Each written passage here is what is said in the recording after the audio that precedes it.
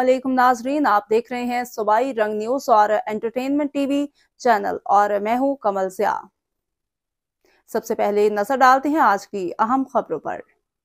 खबर शामिल करते हैं सरगोदा से। सुबह पंजाब के दीगर शहरों की तरह सरगोदा में भी पंजाब पोल्ट्री एसोसिएशन की अपील पर चिकन फरोशों ने हड़ताल करते हुए एहतजाजी रैली निकाली। सरगोदा में रैली 27 ब्लॉक से शुरू हुई और शहर के मुख्तलिफ इलाकों से होती हुई सैटेलाइट टाउन चौक पर इख्तिताम पजीर हुई। पहले के शुरा ने बैनर्स और प्ले कार्ड्स उठा रखे थे जिन पर मुतालिबात के हक में नारे दर्ज थे।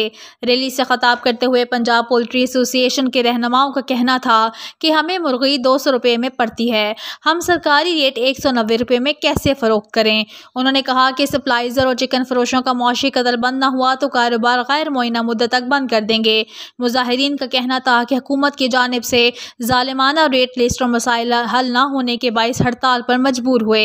चिकन फरोशों की हड़ताल के बायस शहरियों को मुश्किलात का सामना करना पड़ा।